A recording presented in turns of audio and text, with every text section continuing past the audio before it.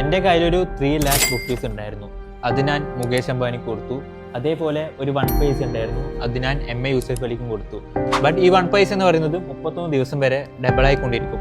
ഇന്ന് 1 പൈസ ആണെങ്കിൽ നാളെ 2 പൈസ ആകും.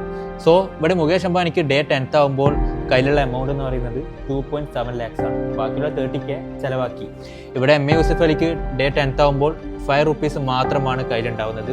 ഡേ 20th ആകുമ്പോൾ MA യൂസഫ് അലിയുടെ കയ്യിൽ 5K rupees മാത്രമാണുള്ളത്. എന്നിട്ടും അതിൻ്റെ അടുത്ത് എത്താൻ പറ്റിയിട്ടില്ല, 3 lakhs അടുത്ത് എത്തിയിട്ടില്ല. ബട്ട് ഓൺ ഡേ 31st ഇവിടെ 2 lakhs മാത്രമാണെങ്കിൽ ഇവിടെ വരുന്നത് 10 lakhs rupees ആണ്. യെസ്, അത്രമാത്രം ഡിഫറൻസ് ഉണ്ട്. അപ്പോൾ ഞാൻ പറഞ്ഞു വരുന്നത്, നമ്മൾ ചെറിയ രീതിയിൽ ഇൻവെസ്റ്റ്മെൻറ്റോ അല്ലെങ്കിൽ പൈസ സേവ് ചെയ്യാൻ ട്രൈ ചെയ്യുമ്പോൾ നമ്മൾ മാസങ്ങൾ കൊണ്ട് വലിയ വലിയ ഡിഫറൻസ് കാണില്ല.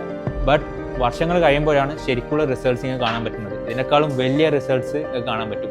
സോ നിങ്ങൾക്ക് ഇൻവെസ്റ്റ് ചെയ്യാൻ അല്ലെങ്കിൽ ഇതേപോലെ പൈസ സേവ് ചെയ്യാനോ പ്ലാൻ ഉണ്ടെങ്കിൽ ചെറിയ രീതിയിലാണെങ്കിൽ ശരി,